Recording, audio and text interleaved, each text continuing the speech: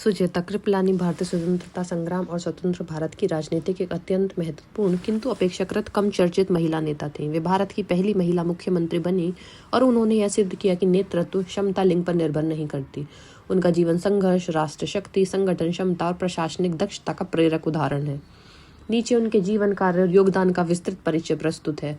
सुचेता कृपलानी का जन्म 1908 में एक बंगाली परिवार में हुआ था। उनके परिवार का वातावरण शिक्षित और राष्ट्रवादी था, जिसका प्रभाव उनके व्यक्तित्व पर बचपन से ही पड़ा। उनके पिता सरकारी नौकरी में थे, लेकिन वे सरकारी विचारों से प्रेरित थे। इस कारण घर में देश, समाज और स्वतंत्रता जैसे विचारों पर चर्चा होती रहती थी। यही माहौल आगे चलकर उनके सार्वजनिक जीवन की नींव बना।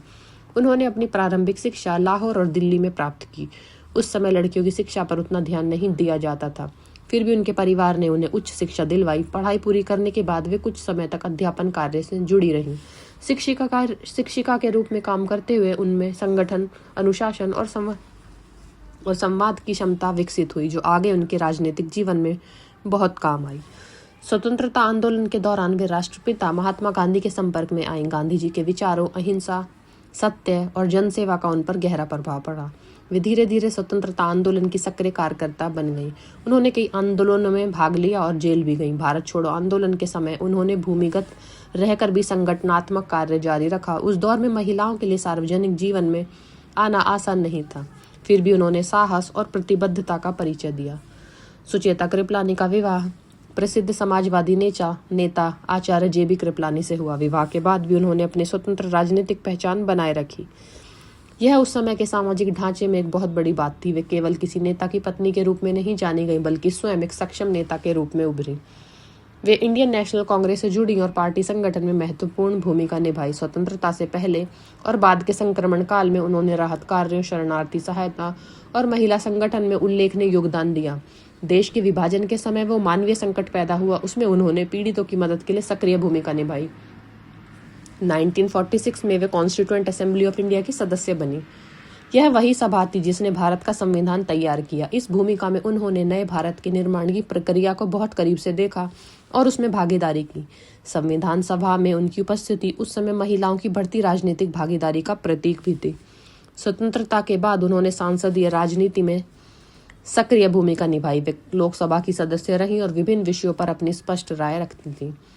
उन्हें एक अनुशासित, ईमानदार और सादगीपूर्ण नेता माना जाता था। वे दिखावे से दूर रहती थीं और काम पर अधिक ध्यान देती थीं। उनके राजनीतिक जीवन का सबसे महत्वपूर्ण पड़ाव तब आया जब वे 1963 में उत्तर प्रदेश की मुख्यमंत्री बनी। इस तरह वे भारत की पहली महिला मुख्यमंत्री बनी। उस समय उत्तर प्रदेश देश का सबसे बड़ा और राजनीतिक रूप से अत्यंत महत्वपूर्ण राज्य था। इतने बड़े राज्य की जिम्मेदारी संभालना अपने आप में बड़ी उपलब्धि थी। मुख्यमंत्री के रूप में उनका कार्यकाल चुनौतियों से भरा हुआ था। उन्हें प्रशासनिक समस्याओं, राजनीतिक दबावों और कर्मचारियों की हड़तालों का सामना करना पड़ा।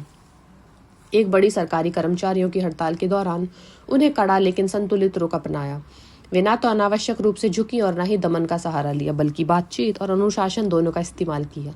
इससे उनकी मजबूत प्रशासक की छवि बनी। वे सादगीपूर्ण जीवन के लिए जानी जाती थी। सत्ता में रहते हुए भी अपने निजी लाभ या वैभव को महत्व नहीं दिया। उनके लिए राजनीति जनसेवा का माध्यम थी, न कि व्यक्तिगत उन्नति का साधन। आज के समय में जब राजनीति पर अक्सर स्वार्थ का आरोप लगता है, उनका जीवन एक अलग मिसाल करता था। उनका संबंध देश के कई प्रमुख नेताओं से रहा, जिनमें जवाहरलाल नेहरू भी शामिल थे। फिर भी वे अपने स्वतंत्र सोच रखती थी। वे सिद्धांतों से समझौता करने की बजाय स्पष्ट रुख अपनाने के लिए जानी जाती थी।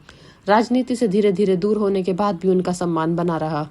वे सक्रिय प्रचार से दूर रहीं, लेकिन सामाजिक सरोकारों में रुचि लेती रहीं। 1974 में उनका निधन हुआ, पर उनका योगदान भारतीय राजनीतिक इतिहास में दर्ज है। सुचेता कृपलानी का जीवन भारतीय महिलाओं के लिए विशेष प्रेरणा का स्रोत है। उन्होंने उस दौर में नेतृत्व किया जब राजनीति लगभग पूरी तरह पुरुषों के नियंत्रण में थी। उन्होंने यह दिखाया कि दृढ़ इच्छा शक्ति, ईमानदारी और समर्पण से कोई भी बाधा पार की जा सकती है। आज आवश्यकता है कि उनके जैसे नेताओं को याद किया जाए और नई पीढ़ी को उनके बारे में बताया जाए। उनका जीवन हमें यह सिखाता है कि राजनीति का सर्वोच्च उद्देश्य जनता की सेवा और राष्ट्र निर्माण होना चाहिए। उनके संघर्ष, सादगी और नैतिकता से बहुत कुछ सीखा जा सकता है।